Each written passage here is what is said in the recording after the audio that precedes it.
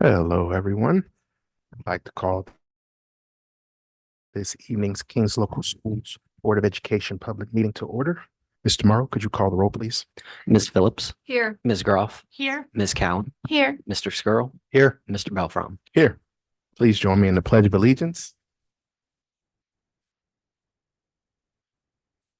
Of the United States of America, and to the republic which stands one nation under God, indivisible, with liberty and justice.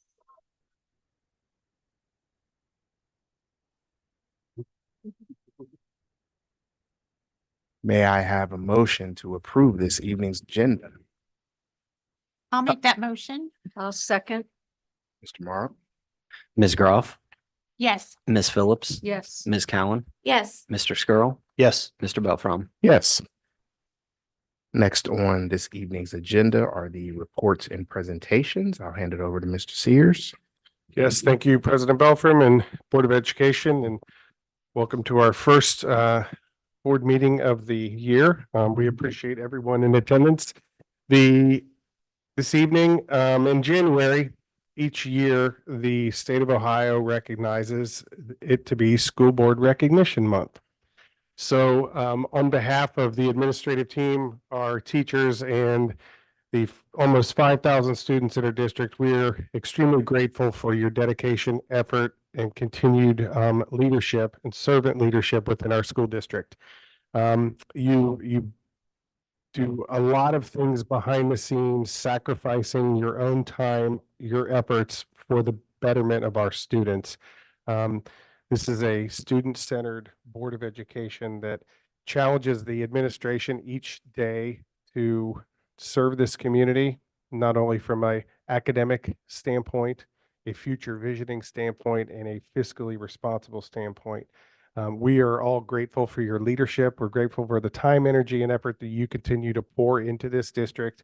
And we just can't thank you enough. We know that 1 month doesn't really constitute all the work that you do throughout the year, but we are very appreciative of this Board of Education and your efforts for our students. So the capacity, crowd, and attendance, could we please give our board members a round of applause? Thank you.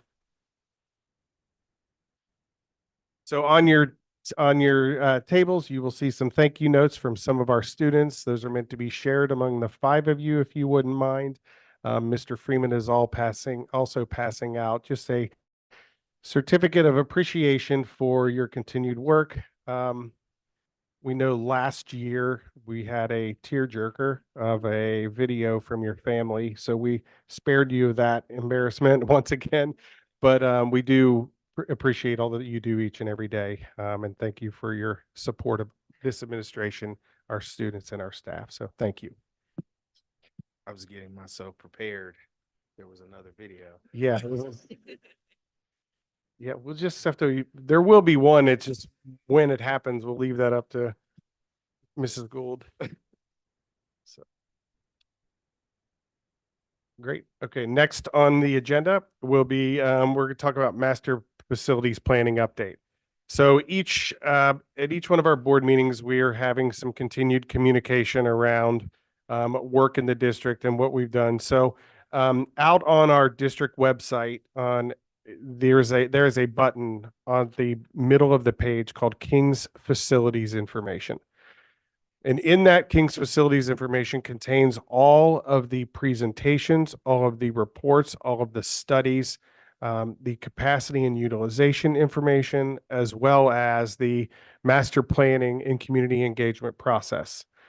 All of the information is there. Each board meeting, we will continue to highlight pieces of this, but I wanted to stress to our community that as you continue to investigate the plan and what we've put forward to the community, know that this is about almost 9 months of effort for us to analyze not only the growth in our district, the enrollment in our district, but the space in each one of our buildings. With 5 of our 6 buildings currently being over capacity, it was necessary for us to conduct a master planning process this fall.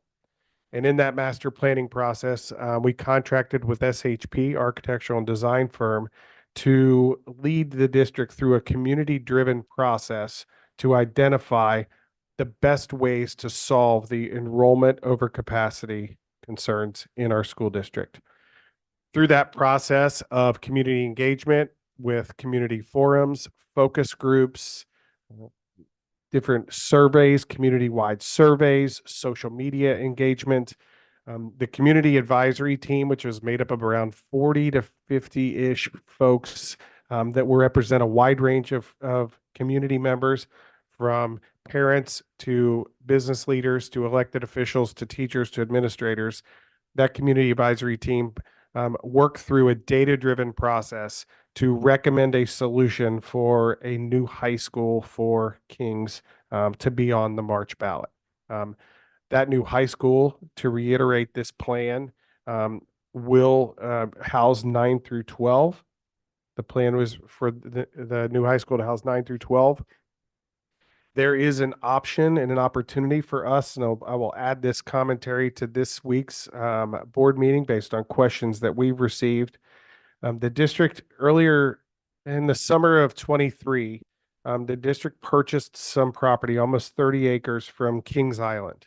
In that property, it's directly adjacent to the current property in our district, beyond the football stadium and the bus garage. So if you take Great Wolf Lodge Drive to where it dead ends into Columbia, and if you drove Great Wolf Lodge all the way to the river, we own basically everything to the left now. That piece of property gives us options on where to place a potential new high school that we will continue to investigate over time. So we've gotten a few questions on where would the high school go. It's at that location that we purchased property from Kings Island for a very reasonable price, and they were great partners with us to do that. So it does give us that option in that area. So with that, we have on the ballot for March 19th is a new high school solution. The plan would put Kings Junior High would house 6th through 8th grade at the current high school campus. Columbia would transition to a 4-5 building with an addition to house the number of students we would need for those two grade levels. And we would reduce the capacities of J.F. Burns, South Lebanon Elementary, and KME by moving 4th grade out and making those K-3 buildings. We reduced the capacity of those buildings to be able to house K through 3. The KECC with the Kings Early Childhood Center and Central Office would maintain their current location within this plan. But we feel like this plan addresses, the community advisory team spoke specifically in November. This addresses the issue with the capacity, the overcapacity challenges that we have throughout the district, while also looking at future focused innovative spaces for our students. As a board, we've spent considerable time looking at future programming. We did last week with discussing, Mr. Freeman discussed the over 80 internship opportunities. Ms. Carrie Snyder spoke at a board meeting prior to that around those opportunities, and we continue to reimagine the high school experience to provide our kids with a future focused in instructional opportunities, but a new space would able to support that as well. So the value of those pieces with media, dining, athletic spaces, including the competition gym, auxiliary gym, locker room space, weight room space, wrestling room space, which we are out of right now. But then also look at some fine arts options with a new auditorium and visual and performing arts areas as well. So it's a comprehensive solution that we feel like addresses the capacity issues while still providing a 21st century level education for our students. So with that, I'm going to turn it over to Mr. Morrow. So as we've discussed, and we went through multiple times to generate $142 million to pay for the project, we had to get a certification from the county auditor of what's it going to cost the community. He came back with 5.971 mils, which is $209 annually per $100,000 of true home value in the district. But the work of the administration and board has been, how can we reduce the impact on the community and make it more affordable for the community? So we worked with financing experts to come up with a way to pay down old projects and phase in the new project payments to limit the tax increase on the community. So the estimated actual impact to the community is only 3.5 mils, which is quite a bit lower than the 5.971 that was certified by the county auditor. That works out to the average homeowner in Kings, $351 per year or $29 per month.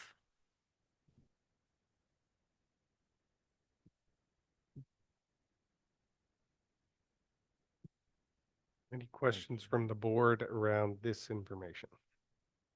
We will continue to share it. If there's things come up, Board of Education or community members have any questions, you can certainly reach out to Mr. Morrow or myself, and we're happy to answer those. I have one question that, a community member asked me, and, I think I know the answer to it, but I want you to answer it for us, Mr. Morrow. There were lots of different plans that were looked at. 142 was not the most expensive plan. Could we have taken more debt, or do we have a limit of debt that Kings is allowed to take? There is a limit on the amount of debt, and we're not even close to it with this plan. Okay. Off the top of my head, the limit was somewhere around $230 million. I'll get you that exact figure. But yes, that was a consideration and something we've talked about throughout the entire process to make sure that one, we can't exceed that threshold, and two, if you remember when we presented plans right from the beginning, the district administration nixed some of the most expensive plans and just said right off the bat, we're not even sending these to the community. We know they're too much. So that was absolutely a consideration the entire process. Thank you. So with that, last week, we presented information on the expedited local partnership program through the Master Facilities Plan Construction Commission through the state of Ohio. We have presented information on this, a little bit of the basics. So last week's purpose with the Board of Education was to introduce the concept of the OFCC work and the ELP process. So this evening, we'll go through this briefly, but then we've also invited Charlie Janigan from SHP to present to the board more specific and answer board questions or any specific components of what ELP looks like, what ELP buildings and OFCC buildings are, what that looks like. And so Mr. Janigan will be able to provide some details with that as well. So just to kind of recap some of the discussion from last week, we gave the board an overview on what is the Ohio Facilities Construction Commission. We've been working with them and having conversations to talk about what kind of funds could Kings rely on from the state.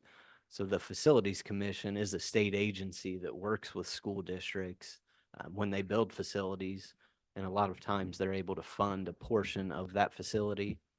At this point in time, we're only eligible to work in an expedited program. Kings isn't due to be able to receive state money for greater than 2 years, but we are able to start working with them on this project to build credit for future projects or to pay down debt. And I know Mr. Janigan's going to talk about that a little bit more. So why are we talking about this now? The bond issue hasn't been approved by voters. We don't know if we're even doing a project. Well, to start the process with OFCC, you have to work with them for 6 to 8 months to do legwork behind the scenes. So we want to be proactive and spend time working with them in case it does pass in March. And by starting now and the request to the board for us authorization to work with them, it doesn't tie our hands at all. This is just kind of the starting communications with the OFCC to see if maybe we could potentially work with them in the future. Return on communities investment. Currently, based on conversations with OFCC, we would receive a 26% credit. And I'll turn it over to Mr. Janigan with SHP to get into that a little bit more. All right.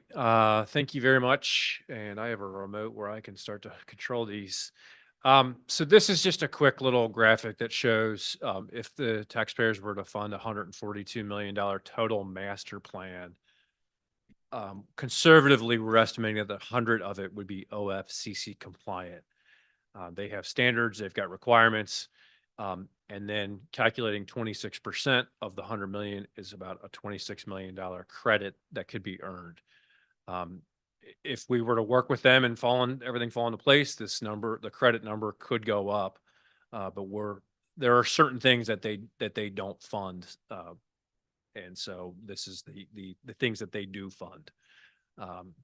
So this is just kind of a quick little simple graphic that shows the credit, or some people call it the coupon that you would receive. We don't know if it'd be 2 years, 5 years, 7 years. It would be down the road. But once the work is designed and built, and then they come audit it and look at it, there's actually an audit all throughout. They say, okay, we'll put your name, you've earned the credit, and we'll come with a check at a later point.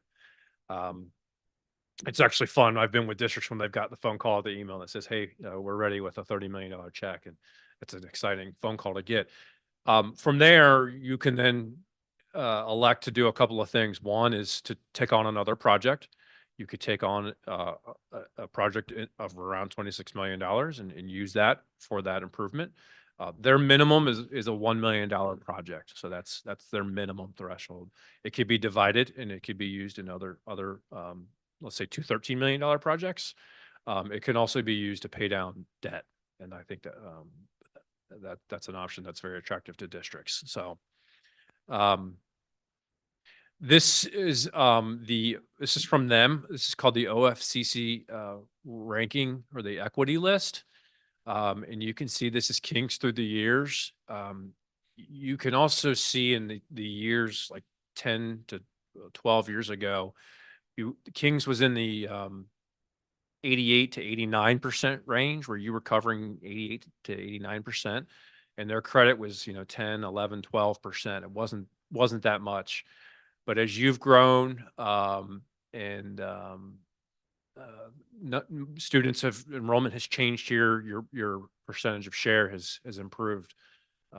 In fact, in 22, it was 73%. So that would have been a 27% credit. So that's a pretty good number.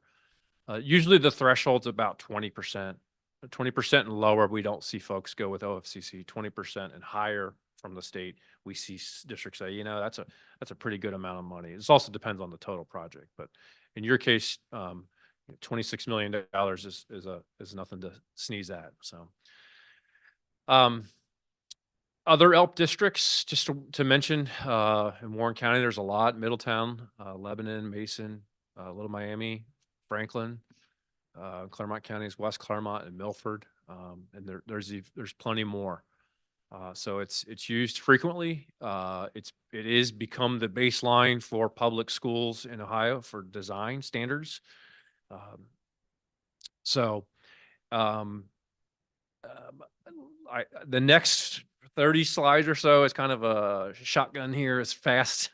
It's showing you what is an OFCC building. So they have something called the design manual. It's referred to the OSDM, Ohio School Design Manual.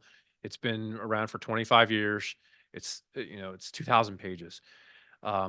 This is a typical classroom here, and it's the guiding document for what we lay out as architects and designers, school designers for a new school. So this is a classroom, a typical classroom in this case for a high school: math, social studies, English, world language.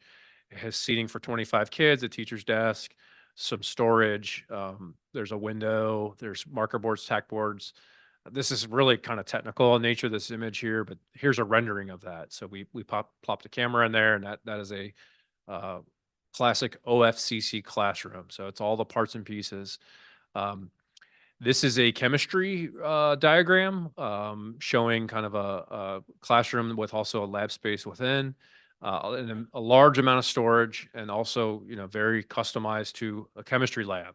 So here is the image. This is a rendering, not a real photo, of showing the windows, the lights, the casework, the counters that are acid resistant, display of teacher to show an experiment before the kids break out and do it. themselves. So it's a full turnkey, solid solution.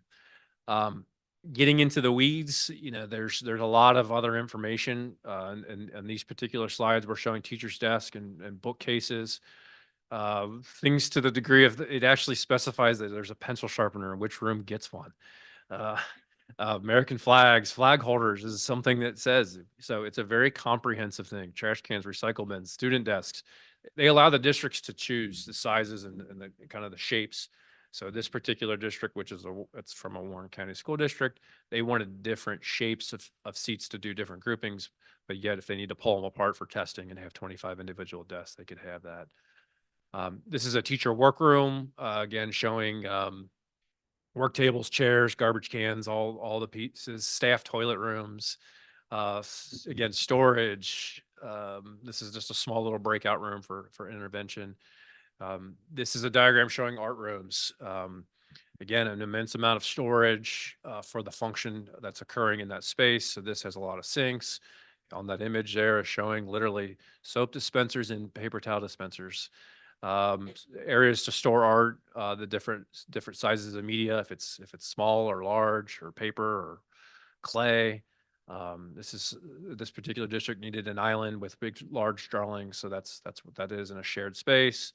Again, all the components of functioning, showing literally the trash cans that are needed for this art room. So you can see the metal storage, drying racks, mobile art demonstration table. So very comprehensive, and all the things you're seeing are all suitable for what, again, is going on in those spaces. A clay damp cabinet and a clay drying cabinet. You probably learned something tonight that there's a difference between the two of them. So again, this is all being driven by the Ohio School Design Manual. Vocal rooms, this is a vocal room. And by the way, this is for a high school of about 250 students per grade. So you guys are a little bit larger. So the ability to kind of right size these is also proportional. This particular vocal room shows risers, seating for about, I don't know, 50 or 60 students. It's 2 classes. There's pianos on the sides, so it can be for other music classes. This is showing that the volumes are a little bit larger, acoustic panels, again, a lot of storage. The front of that room has mirrors where students can be on the risers and look at themselves when they are rehearsing and practicing to make sure they have the right form and things that are needed if there's for a presentation. Folio cabinets, conductor stands, so very, very thorough buildings. Here's your a music room. Again, this is from a high school, about 1,000 student high school. With music rooms, there's a lot of storage. You can see on these drawings, it actually says the name of the company. Wenger is kind of the industry standard for lockable storage for saxophones and drums and all the components. Sinks, you can see that music rooms need sinks. Musicians need to clean out their instruments for a lot of use. So after a lot of use. Here's more cabinetry. This is lock cabinets. You can also see there's uniform storage, instrumental library for sheet music. So practice rooms. So this is again a total turnkey holistic solution from the Ohio School Facilities Commission. 72 music stands, guitar rack. So this is all done in conjunction, working with the school and working with the staff and the teachers and accommodating their needs. This particular school has a program with the Warren County Career Center, so a Project Lead the Way. This is a lab, technology lab, where there's a Warren County Career Center teacher teaches, and then there's also workbenches kind of in the middle, and then storage. So this particular space has some 3D printers, some abilities to make and test, but then their big thing was having a lot of storage where storage could be contained and safe and secure for when kids need it. Again, folding tables, worktop tables, metal shelving, all the components of making a holistic space. This is a resource room. It's a room for smaller groups for maybe some math intervention in this case, but then there's an operable wall in the middle. If enrollment sometimes changes, we see these as bubble rooms, so they use them for 25 students, and then on other grade levels, if a smaller class is going through or intervention is needed, they can break it up and accommodate 12 to 15 kids. So again, a lot of storage. You see AV is all in the cabinet. These are all fully integrated Wi-Fi, one-to-one type schools. So you can just see the flavor of what comes in an OFCC school. The next few shots are all final photography of completed OFCC jobs. The exteriors, there's an opportunity to find something that fits within the community, to apply branding, colors, graphics. You can see it on the interior of this particular high school. This is kind of a flexible breakout area where kids can integrate in between classes. These are art rooms, good daylight, ample space to display work. A lot of the art rooms tend to have more windows so students can display work without having to leave the room. They're somewhat central because everyone's kind of using them throughout their years. Shared spaces, dining spaces. The one to the left is a learning stair at Witten Woods. The one to the right is a kind of a cafeteria for the Fairborn Intermediate that you saw 2 slides over. That's inside of here. Very open, very bright, but presentations can occur there. Athletics, performing spaces. This is a gym for about 2,500 students. Full-fledged, 6 hoops with a main court. Again, more common spaces. This is a cafeteria over with a media center over it. Here's another large gym for about 2,200 students. This is a rendering here from actually a project that's being built right now at Claremont County at Milford. Their main entry is there, and then they have a large cafeteria, which is kind of the hub, the heart of the school, with a learning stair, and then above that is more media center space. So you can kind of see once that opens, they'll have a flurry of activity throughout the day.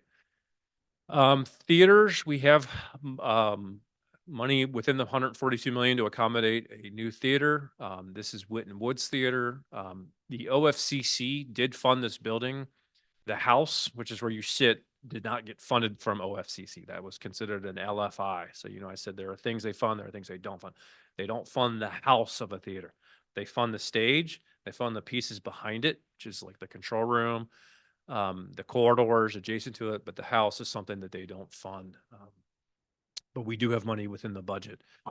So this is a nice theater that's very open, ADA compliant, and it's a great community theater within the middle of their building. This is the exterior of Witten Woods. Again, the opportunity to provide the brand image. They were very steadfast on using the green and blue, call it the matrix gradient on their school. That's glazed brick. It'll be there for 30, 40, 50 years plus. I mean, OFCC buildings are heavy duty buildings, and they're there to stay for a long period. They also need to meet an environmental requirement as far as a design requirement called LEED. So they all have daylight in all the classrooms. They're all very energy efficient. That's a part of their program to comply with those types of things. This is, I think, my last image, and it shows a high school where pitched roofs was more important. They wanted metal pitch roofs. And so again, this is another OFCC high school in Ohio. So with that, I'd like to open for any questions or.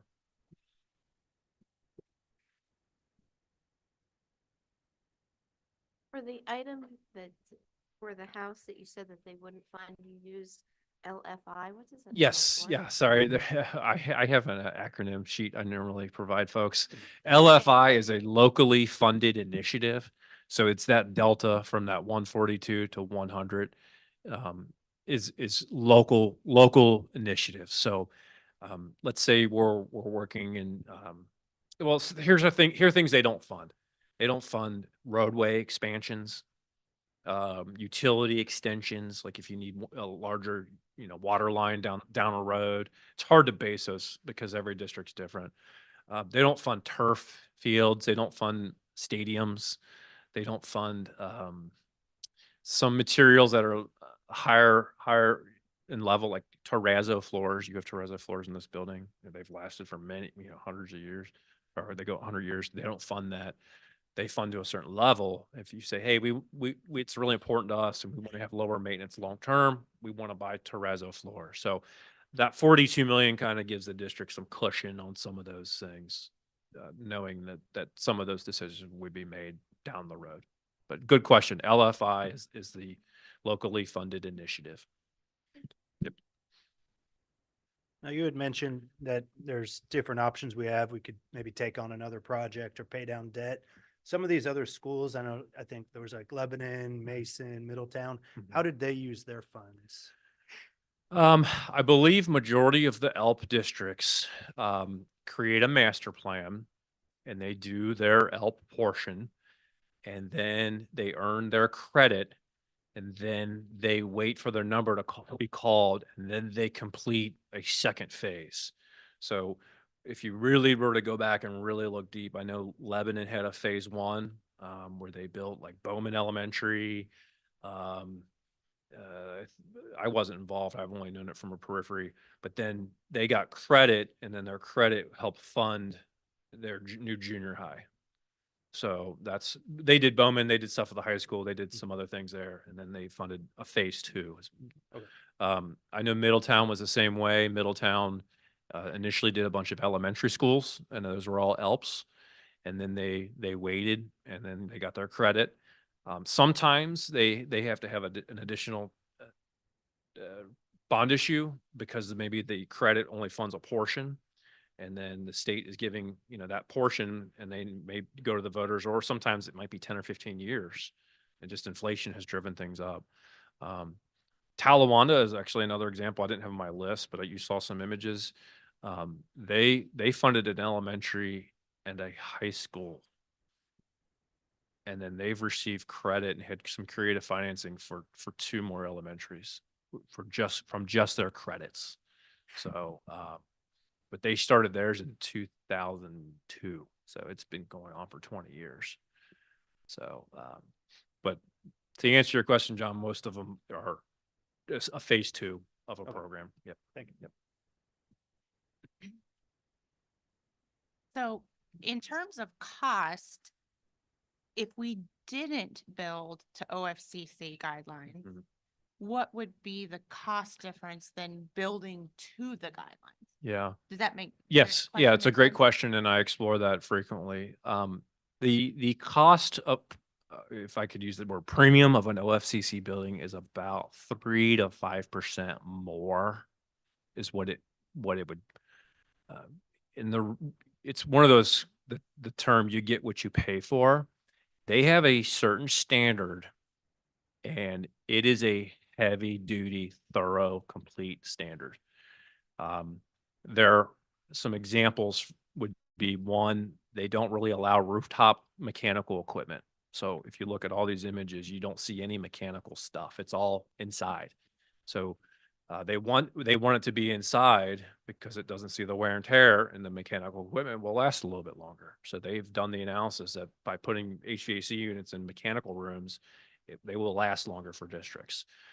Could you elect to take it out and put it on a roof? Sure. But in time, you're probably going to spend more money on replacing it just because it's going to see wear and tear from heat and sun and 7-degree weather that we have right now.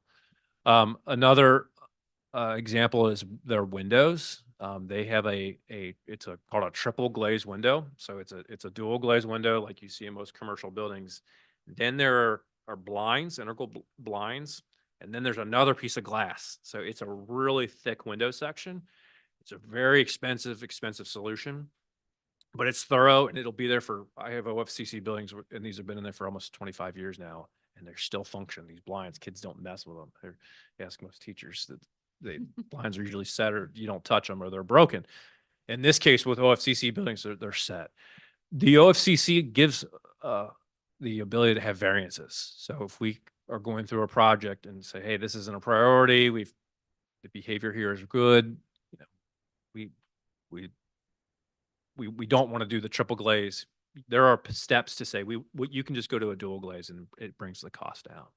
So there is a process to ask for kind of a variance to deviate from their plans. I've asked for variances on fences because they have a requirement that you have to have a fence around the entire site. That gets really expensive on some big sites. So overall, though, it's a heavy duty, it's a complete, thorough, solid building. You rarely go to an OFCC building and kick the tires and say, man, this thing's gonna fall apart. They're thorough and heavy and strong. If I design and I have clients who are non-OFCC clients, we might design, we start with kind of the OFCC level and we'll go down a little bit, but in time, it's some of those things where it's the cliche, you get what you pay for. We might select a less expensive roof. We might select a less expensive HVAC system, but I know in time, it's probably a more expensive building. So it's a first cost type thing. So, but the 3 to 5% is kind of the standard that I see when we've ran numbers for folks throughout Ohio. So if we use a Variance. variance, Mm-hmm. then will OFCC still partially fund that or not? Yeah, they would still, a part of the variance process in an ELP program is that they want to make sure you're designing a building to the OFCC standard. And you would ask for a variance under the ELP program or their funded program. It's just making sure that everyone's nodding their head and saying, okay, this is why we want to have something a little bit less. Here's our reasoning, and you still get the funding. Yes, Okay. yes. Thank you. Yep. I went online and tried to read and it is like very overwhelming. Yeah. Is there ways to make spaces that are not compliant? Like, let's take the auditorium, for Yeah. example. You said that middle space is not compliant, but if you were to, I mean, I've seen an auditorium that had the ability to have some walls put in to make those into smaller classrooms to be able to use Yeah. auditorium at different times. Would that then become compliant or? No, the auditorium, they're pretty fixed. And the reason why is because it's pretty expensive Yeah. real estate to develop that. It's 30 feet high. It has much stronger HVAC systems because you're such a larger volume. The lighting, the technology, the acoustics, the finishes are generally higher. So as a whole, theaters, they don't allow you to. What they do though is they've allowed way more freedom on it's allowing a district to kind of go with a double loaded corridor solution, which is a corridor with classrooms all down it, or something that's very blended learning, very flexible. Witten Woods is an example, which is the award-winning school. It is designed on a project-based learning methodology. And so I did not bring a floor plan of that, but there are total diversity in the sizes of teaching spaces within their neighborhoods is what they call it. So there might be a 2,000 square foot classroom that can house, 60 kids. And then there's 600 square foot solutions, 900 square foot solutions. And then there's this kind of big flexible thing where all these doors open up and you can get 180 kids all together without having to leave their neighborhood. So they allow for a lot more flexibility. Okay. And that goes back to your comment of just maximizing all the spaces. So that is something that they've started to allow in the past 5 years, and our firm has embraced it and used it successfully. So the other, like another example with Witten Woods is cafeteria. They don't have a cafeteria there. They have something called distributed dining.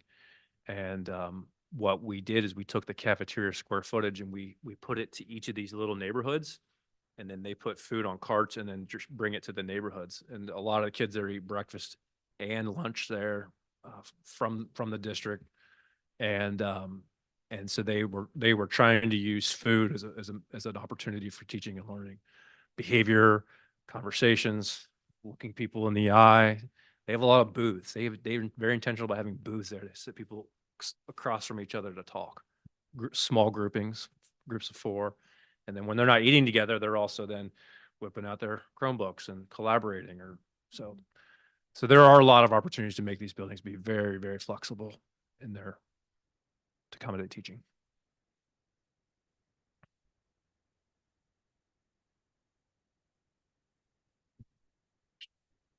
The only other comment I will say is entering into ELP is entering into the alignment and kind of dating phase. It's saying, hey, we're doing something and you guys can help us, and the district would explore with them. There would be ultimately a full-on agreement, if things align and dollars can be forecasted, let's say it's $100 million in 26, that would be a much more robust agreement that the district would enter into with the state. So now it's kind of, we're dancing with them, or you're having the opportunity to dance with them and almost date. And if it's a right fit, that would be as things align. So.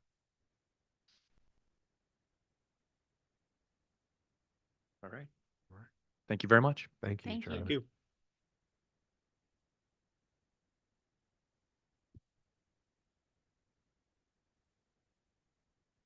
Greg, did you have anything further?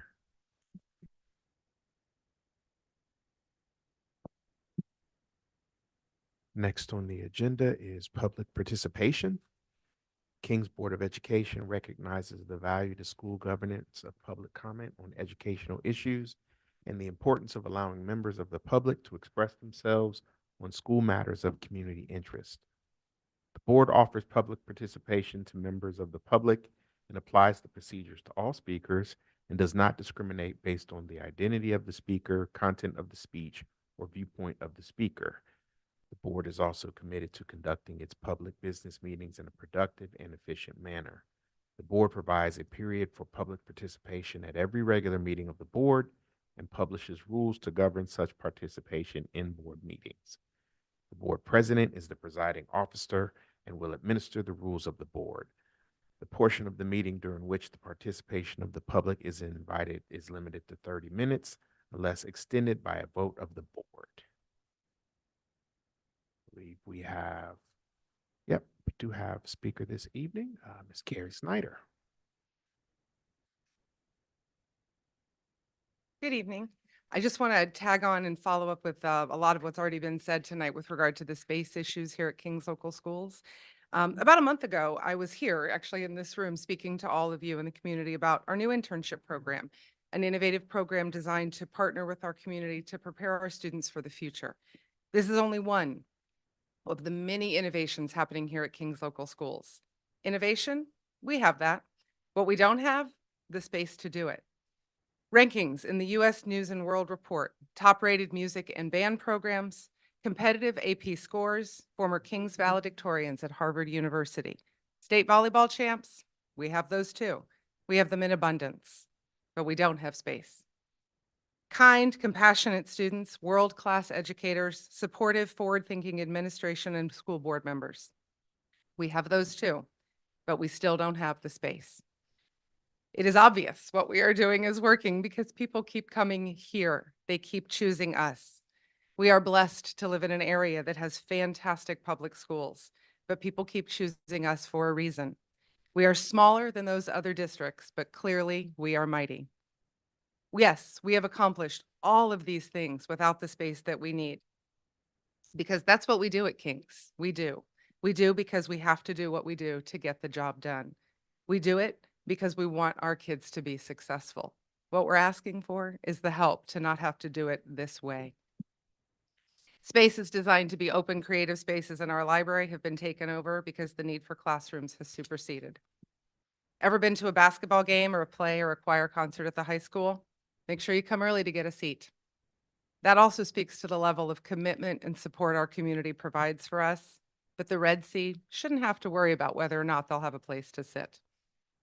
The 4 lunches we started during COVID are now a necessity because we lack the space to house the kids during lunch. Teaching in an actual building every day in King's Local School District, I want people to know that whatever is being said, the problem is real. The problem is real, and I'm honestly surprised the percentages from the study the district did, which show the high school at 134% capacity, aren't higher. It feels like that every day. That's just the high school. The elementary schools are having the same challenges with the space and traveling teachers and creating classrooms out of thin air in spaces not designed for education. Our kids deserve the spaces designed specifically for educational purposes. Our staff and community have done incredible things with what we have. Now it's time to build more. Knowing what we've done so far, can you imagine where we'll go when we have the actual space to fly? Thank you.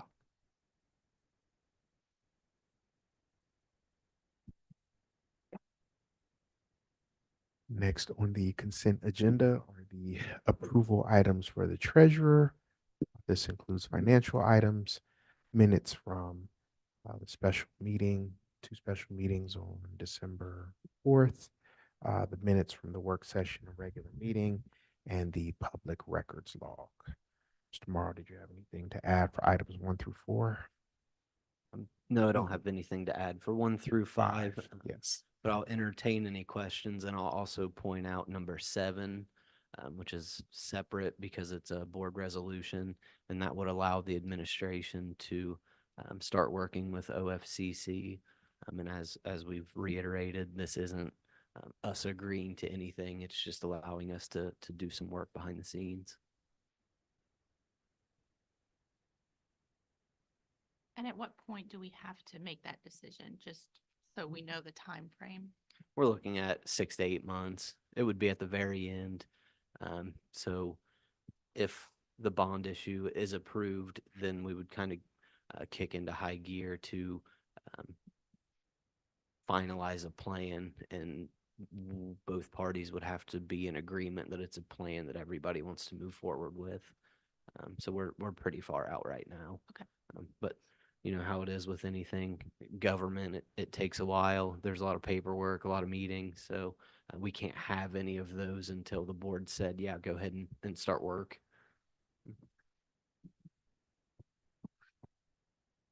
Any further questions for Mr. Morrow? So may I have a motion to approve items 1 through 5? I'll make the motion. I will second the motion. Mr. Morrow? Mr. Skrull, Yes. Mr. Belfrom, Yes. Ms. Cowan, Yes. Ms. Phillips, Yes. Ms. Groff. Yes. All right. And with respect to item 7, the OFCC ELP resolution. So context to what Charlie said, this is us asking OFCC out for dinner. Is this? Yeah, That's all right. it's allowing the administration to go to dinner with OFCC. I was just trying to lighten it up, man. We're all kind of. All right. Right, maybe cough. Just cough. With that, may I have a motion to approve item 7 under the treasurer's consent agenda items? I'll make that motion. I'll second it. Mr. Morrow? Ms. Cowan, Yes. Ms. Phillips, Yes. Ms. Groff, Yes. Mr. Skrull, Yes. Mr. Belfrom. Yes. Next on the consent agenda are the items for approval, for consideration of approval from the superintendent. Looks like they are the field trips for the cheerleading competition, swim team, varsity dance team, the firecrackers, and women's lacrosse, none of which we were invited to. Mr. Sears, do you have anything to add? Do not have anything to add. We're excited about these student opportunities. Any questions for Mr. Sears? All right. May I have a motion to approve the item for the superintendent this evening? I'll make that motion. I'll second. Mr. Morrow? Ms. Groff, Yes. Mr. Skrull, Yes. Ms. Cowan, Yes. Ms. Phillips, Yes. Mr. Belfrom. Yes. I was just kidding, offline about that. All the teams and groups are really great about asking us to come out and see what everything they're doing. So I don't want to get in trouble. Next on the agenda, the consent agenda, are the items from the assistant superintendent regarding HR and business. Looks like we have one item, personnel item for Mr. Spinner. It doesn't look like Mr. Lucky has anything here for business operations. So, Mr. Spinner, I turn it to you, sir. Nothing to Yeah. add this evening, President Belfrom? All right. Any questions for Mr. Spinner? Or, I do say that on the personnel list, all right. Very good. Thank you, Mrs. Cowan. With any questions for Mr. Lucky concerning any projects in the district across our municipalities? No? May I have a motion to approve this evening's item for the assistant superintendent regarding HR and business? I'll make that motion. I will second the motion. Mr. Morrow? Ms. Cowan, See. Ms. Phillips, Yes. Mr. Belfrom, Yes. Mr. Skrull, Yes. Ms. Groff. Yes. Thank you. Next on the consent agenda the items for the assistant superintendent regarding our educational programs. I see Mrs. Martin is not here. Mr. Freeman is. Looks like we have the new course and career catalog for next year. Mr. Freeman, did you have anything to add? Yeah, just happy to entertain any questions you might have. No questions, but I appreciated the presentation at the work session. I thought there was some really neat opportunities for our students, so thank you. Agree. Excited. Agree. When will so upon approval, when will the links be active? I think for the courses. Scheduling process will kick off with the academic fair at the Okay. beginning of February. Okay, perfect. Well, with that, I have a motion to approve the assistant superintendent's educational program item for this evening. I'll make that motion. I'll second the motion. Mr. Morrow? Ms. Cowan, Yes. Ms. Groff, Yes. Mr. Skrull, Yes. Ms. Phillips, Yes. Mr. Belfrom. Yes. Next on the agenda are the items presented by the board. We did have, thank you to Mr. Morrow. He took all of our thoughts and put them together for us with respect to the board scholarship, the criteria, and the selection process that we wanted to put together. Did we have anything further to discuss with that, or we need to continue to refine it, or? I think it looks really good, so thank you, Mr. Morrow, for helping us with that. I just thought about it. Is there a date that kids need to apply for it by listed on the form? I don't remember seeing that. April 1. April 1. Okay, thank you.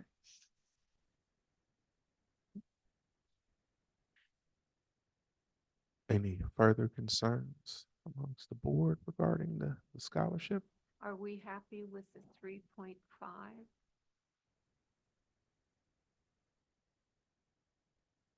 Yeah, I had mentioned that. I gotta remember my notes. Mhm. I think as long as it's weighted and not weighted, I think that could work.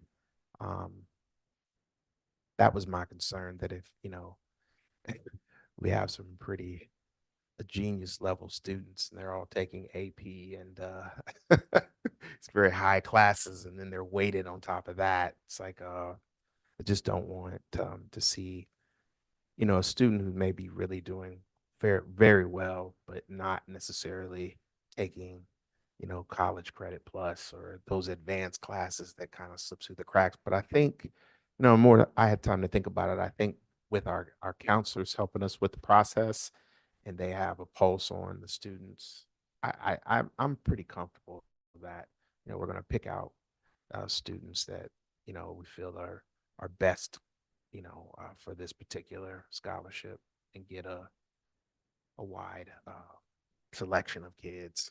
So unless you all feel differently, I think I trust them is what what I'm saying. So but I just wasn't sure. I don't want to say if it was too high. I just want to make sure we had weighted versus non-weighted as well, because I know that would make it tougher.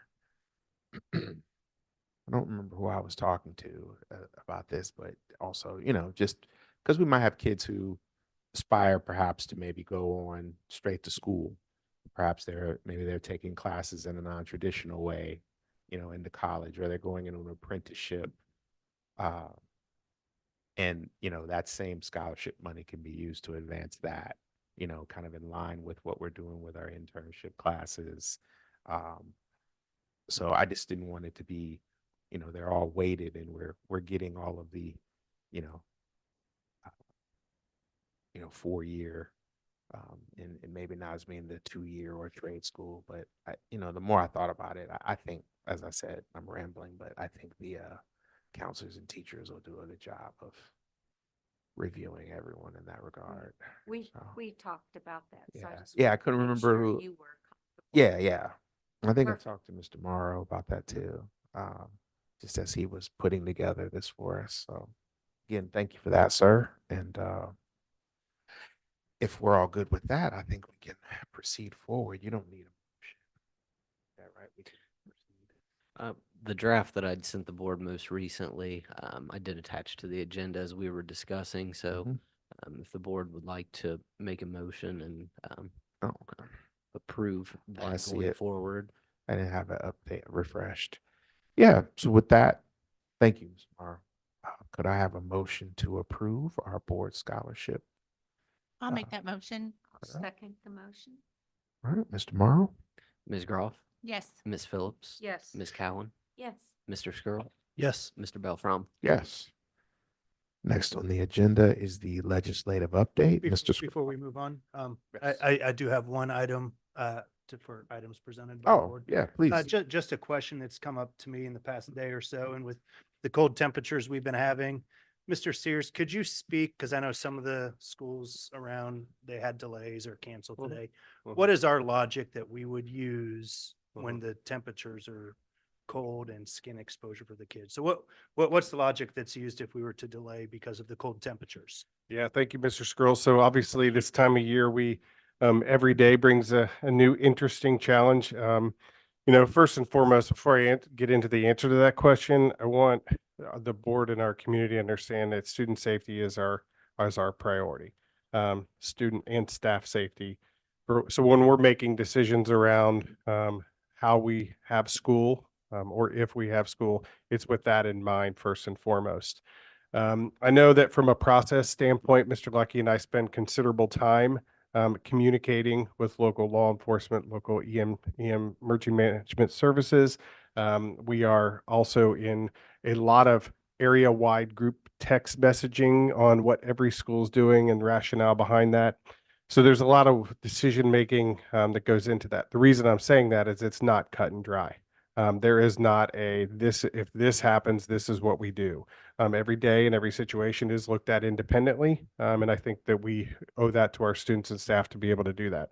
So with that, we work a lot on guardrails for any decision making that we do throughout the district on a lot of different levels. So the guardrails we are using for cold are based on the wind chill factors from the National Weather Service. So on the screen behind you, you will see a chart that this outlines. This is published. It's on the National Weather Service. If you look at the wind chill, it's for folks to see. It's published. But if you look at the temperature is at the top, the wind speeds are on the left side, and then it gives you ranges, and the colors are based on estimated times of what the National Weather Service considers frostbite times. So that's your exposure. So the chart we utilize, this is just a guiding document for us to look at, right? So when you look at the temperatures that are above zero and you have wind chills of 10, 15, 20, it puts you into that 10 to 15 mile an hour, the 10 to 15 feels like temperature or wind chill temperature. So those are examples. When you get into the light blue, those numbers, when you're below zero with just a moderate wind speed of 10, you're into that 30-minute range. And then obviously the lower you go below zero and the higher wind speeds, you're going to get into that 10-minute range.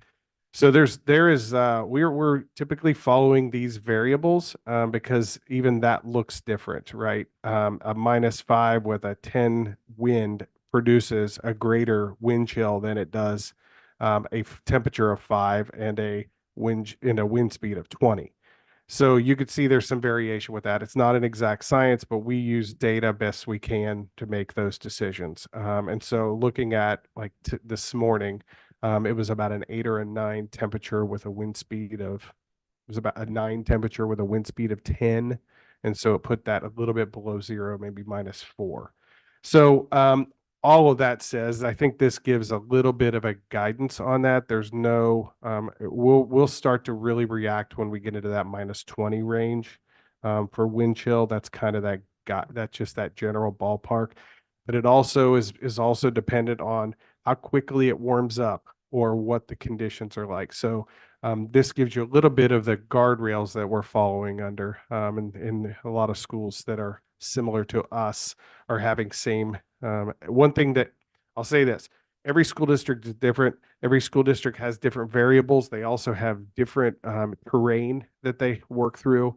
And so it's easy to look in each other's backyards to see what so-and-so is doing, but it's not apples to apples. And where communities are, it looks a little bit different. So I hope answers your question, Mr. Skrull, on the wind chill factor, the cold factor.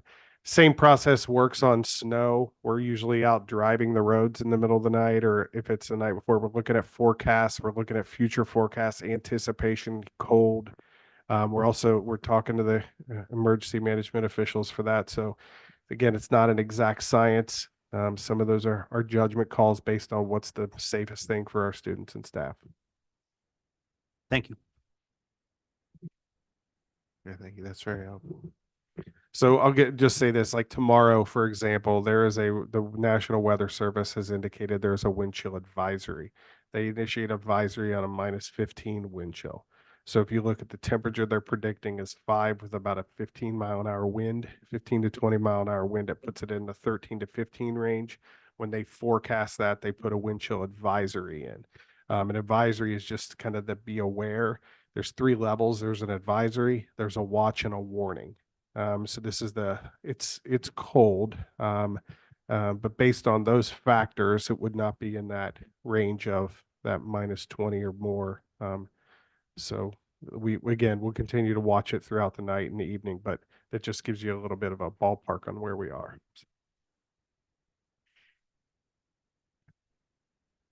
Thank you, Mr. Sears. Next on the agenda is the legislative update. Mr. Skrull. Thank you. I really don't have a whole lot to report out this month. I do have a couple of things I do wanted to touch on. So number one is Governor DeWine. He signed into bill, Senate Bill 91. This makes changes to laws regarding fraud, waste, and abuse of public funds that takes effect in about 2 months. And then I'm sure we've all heard in the news about House Bill 68, where DeWine had vetoed it. The House in this past week has voted to override it, and they're expecting the Senate to override the veto as well. So those are the items that I wanted to speak on. There's other items listed in there, but nothing to Governor DeWine for signature yet. Any questions for Mr. Skrull? Thank you. You're welcome. Next on the agenda is the Student Achievement Liaison update. Mrs. Phillips. Thank you. Go up one more slide, please. So we had our King's celebration the other night, and I just wanted to put the pictures of all of those students up again. It was a wonderful evening. Congratulations to all of the students and just all of the smiling faces. I think that's what really makes that evening so exciting. The Kings High School Chamber Choir performed at the ribbon cutting for the New Mercy Health Kings Mills Hospital. And so one is definitely, they're just performing. You can see that one, and the other one, they were standing by the ribbon. So kudos to our chamber choir. And then congratulations to Ethan Hoyne, who has received a nomination to both the Air Force Academy and to West Point Military Academy from Representative Greg Landsman. And just best wishes to Ethan as he makes his final choice and decision. And then congratulations to Riley Tudor, who performed at the Cheez-It Citrus Bowl in Orlando, Florida on New Year's Day. And Riley was selected to perform in the pregame by qualifying at the All-American Cheerleading Conference earlier this year. So congratulations to both of those students. And then Mr. Lice commented, just a great presentation from Ms. O'Grady, Ms. Henderson, and Ms. Snyder. Thank you for doing that. For the juniors, and he just posed a question. Did you know that Kings High School partners with 88 different internship hosts each year? And I would say, yes, we did, because Ms. Snyder gave us such a wonderful presentation at the last board meeting. But just look at the attentiveness of all of the students. So I would say by far, it's going to be a great year next year with all of the students who had hands raised and saying, yes, they want to participate. So congratulations on that one. And then this was a cute one, second graders. The ball's on top of the file cabinet. And Mrs. Combs said, I just like to watch them problem solve and be creative on how are they going to get that ball down off of that file cabinet. So we partner with Joshua's Place, and on Serve Saturday, the students from the Aqua Knights 1 and coaches were seen at Joshua's Place filling the Power Pack bags for the students. And so that really helps all of the students within our district that have food insecurities, so that they know on the weekends that there are some things if they need that they won't have to worry about being hungry. And so just another way, when you look at student service hours, this is the students at the high school volunteering and how much it's helping our entire community. And then I have a question for Mr. Sears on this, but I'll wait 3 or 4 slides through.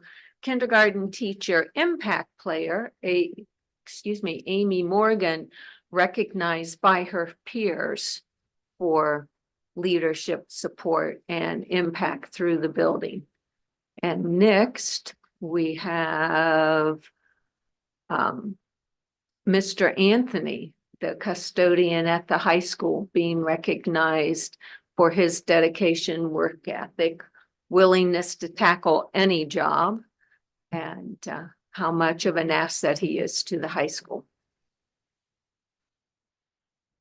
And then Mr. Kleiss, Kings Junior High, was recommended or nominated by his peers for his charisma, engagement, leadership, and relationships. And just look at how thrilled all of the students are to be there with Mr. Kleiss and saying, congratulations. Next slide is head custodian, Ms. Wanda, and she was nominated by her colleagues for being positive, friendly, and willing to take on any task. Kind of notice, Mr. Lucky, that our custodians will take on any task.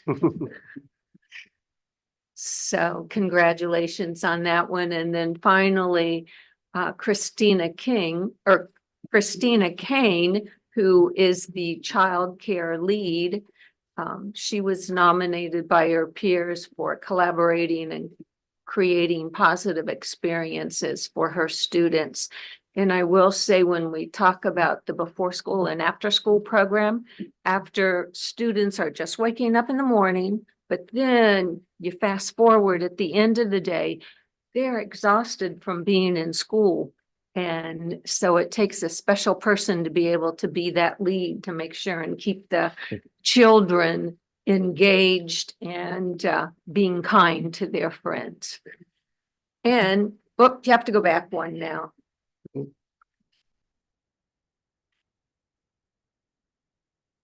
The impact player. Can you tell us about that just a little bit? I think I remember when you first started this a couple of years ago, and then I thought, oh, I'm not 100% sure. Just have to ask Mr. Sears. Yep, good question. So the way this cycle of, I have been giving out King's flags routinely for almost probably most of this year, but even a little bit last year. The company we ordered went out of business during COVID and we redid that. So my wife designed the flags and we give those out periodically for various reasons. So this group of folks that we were recognizing were considered impact players. They were nominated by folks that are participating in our Leadership Academy. In the Leadership Academy, we're reading a book by Liz Wiseman called Impact Players. So it's identifying folks who are leaders within the building who go above and beyond. They wear opportunity goggles and they seek to find challenges and do jobs that aren't just within their job description. They make an impact greater than just their own classroom or their area. So we asked our teachers to nominate folks in their school, our Leadership Academy. Let's recognize others. They got together as a group of folks from each one of the buildings who are participating in the Leadership Academy, and they nominated the person. So you see there are teachers, custodians, lots of different folks in there that are viewed highly and positively within our district as making an impact, but it's based on the book Impact Player by Liz Wiseman. Thank you. Okay, now the next slide. Now, we all remember the volleyball game in the Sea of Red. Every time I look at that, I'm just so honored to be a part of this community and how this community will do whatever it takes to do what's best for kids. We have this one. We have different times during the school year when tragic things have happened to students and their families. Our community steps up. I just hope that in the future, we'll be able to still say, Sea of Red, what a wonderful community this is to live in each and every day. It's awesome. Well said. Thank you. Thank you. Thank you, Mrs. Phillips. Next on the agenda is the executive session. We will enter into executive session for the following purposes: to consider the appointment, employment, dismissal, discipline, promotion, demotion, or compensation of a public employee or official, conferences, or to conference with the board's attorney to discuss matters which are the subject of pending or imminent court action. Before I ask for the motion, I will again remind everyone that upon the completion of executive session, we will adjourn this evening's meeting. So with that, may I have a motion to enter into executive session? I'll make the motion. I second the motion. Mr. Morrow? Mr. Skrull, Yes. Mr. Belfrom, Yes. Ms. Phillips, Yes. Ms. Groff, Yes. Ms. Cowan. Yes. Enter into executive session. Everyone have a good evening. As I said, we will adjourn after executive session is complete. Have a good night.